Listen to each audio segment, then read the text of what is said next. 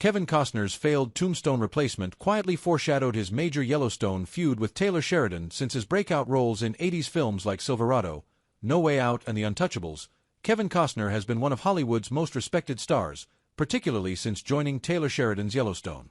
Tackling genres like romance, sports, crime, and even science fiction, he has a reputation for taking the reins of his projects. Having been so closely tied to westerns, this control has driven a wedge between Costner and his collaborators. In 2018, Kevin Costner joined Taylor Sheridan's Yellowstone, taking the leading role of John Dutton, a tough rancher fighting for his land. After Sheridan's Hollywood career soared through films like Sicario, Hell or High Water and Wind River, his various western shows dominated TV ratings. While his writing and direction ensured the first series would be a hit, Costner's inclusion went a long way in attracting audiences, particularly those who might not be western fans. After a stellar 5-year creative run between the pair, with Costner even producing some of the series, their partnership came to an untimely, disappointing end after the 5th season. As is so often the story with sudden TV exits, this has been chalked up to a divide between the two over the creative direction of the series. Kevin Costner tried to be the face of westerns. The star attempted to take over from Clint Eastwood. Following Clint Eastwood's debut as the man with no name in Sergio Leone's A Fistful of Dollars, his star soared. By the time the 70s were in full swing, Eastwood had firmly supplanted John Wayne as the face of the western genre, through movies like High Plains Drifter, Two Mules for Sister Sarah and The Outlaw Josie Wales. However, by the late 80s, his own association with the genre had waned, just as Wayne's had the decade prior. Making only one western during the decade, he instead rebranded as a drama and thriller star and director, allowing a new generation to take over in the Wild West. The same year Eastwood made his supernatural western Pale Rider, Kevin Costner burst onto the scene in the role of Jake in Silverado. As the 1990s kicked off, Eastwood made his last true western in Unforgiven, just as Costner became a Hollywood heartthrob, thanks to movies like The Bodyguard and The Untouchables. Having earned some respect and power in Hollywood, the actor became more hands-on in his films, just as Eastwood did beginning in the early 70s. As far as his western career is concerned, the star either produced, directed or co-wrote just about every film and TV series he starred in, showing a passion for the genre.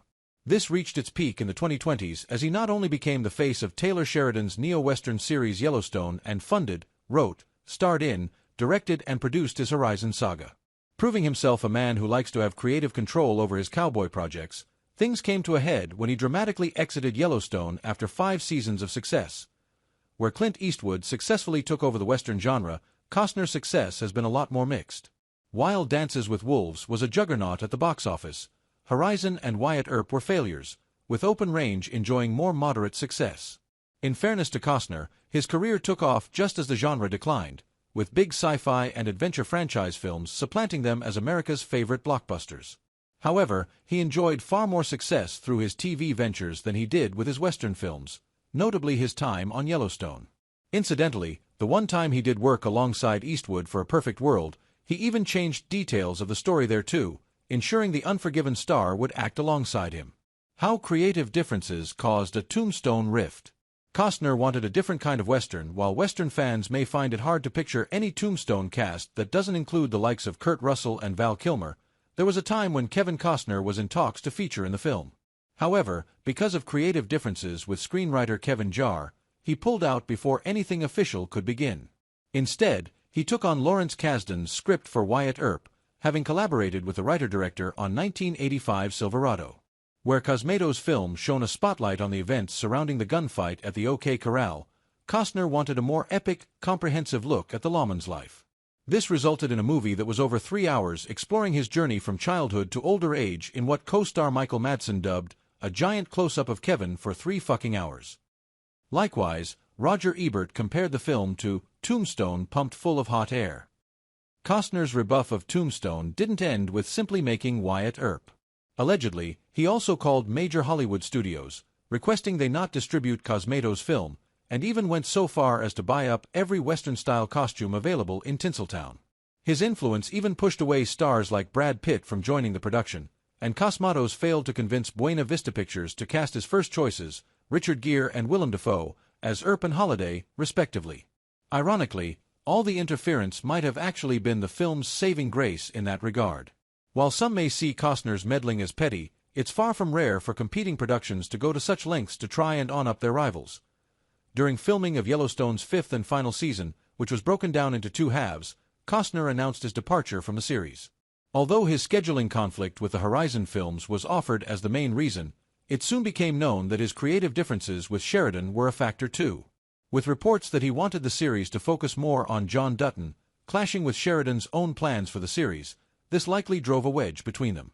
As Costner was spending more time on Horizon, further forcing showrunners to plan around him, Sheridan himself insisted on his vision for Dutton as the prevailing one. In leaving, neither man got what he wanted, as Costner's character was killed off, and Sheridan's story practically sabotaged.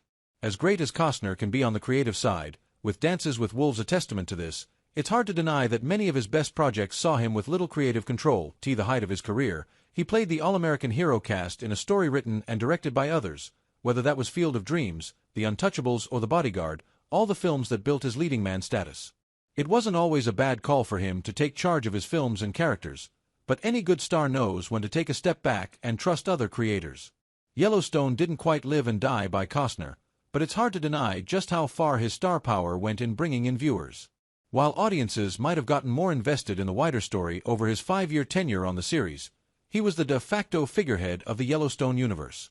As the fifth season wound down towards its finale, showrunners were forced to change the story around his exit, beginning with the revelation that John Dutton had been found dead.